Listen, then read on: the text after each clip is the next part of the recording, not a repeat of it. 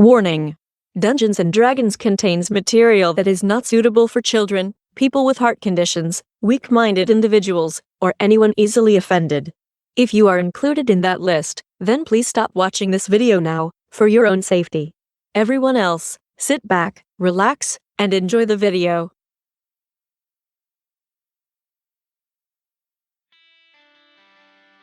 Who is James Wyatt? You might remember him from his famous quote in 4th edition Dungeon Master's Guide. Fun is one element you shouldn't vary. Every encounter in an adventure should be fun. As much as possible, fast forward through the parts of an adventure that aren't fun. An encounter with 2 guards at the city gate isn't fun. Tell the players they get through the gate without much trouble and move on to the fun.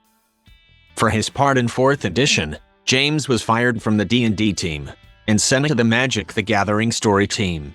Now he has been clawing his way back with his bad ideas through Magic the Gathering source books for D&D. Why are people still allowing James to dictate what fun is to D&D players? Let's listen to how he plans to ruin D&D some more by destroying all existing settings and retcon more of the history of D&D and Fizban's Treachery of Dragons. As when you buy a new book, you're a sucker for any new lore in there. So what can we look forward to? So there's a thread of lore running through the whole book that is an introduction to sort of new idea in D&D that we tease a little bit in Tasha's Cauldron of Everything. The idea that there was a world at the very beginning of the material plane, the first world.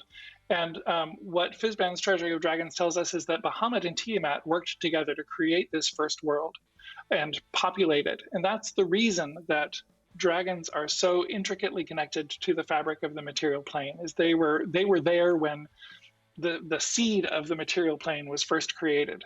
And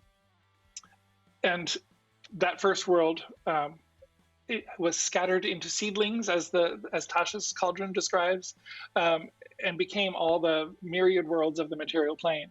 So there's an idea then that every dragon on every world in the material plane has an echo on other worlds in the material plane. Remember who Fizban is, the avatar of Paladine of the 1984 Dragonlance setting.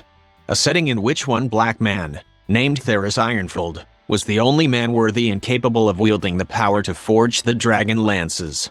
Not to be confused with Mystic Odyssey of Theros, the Magic the Gathering setting that James authored, which erases this black man from D&D's history.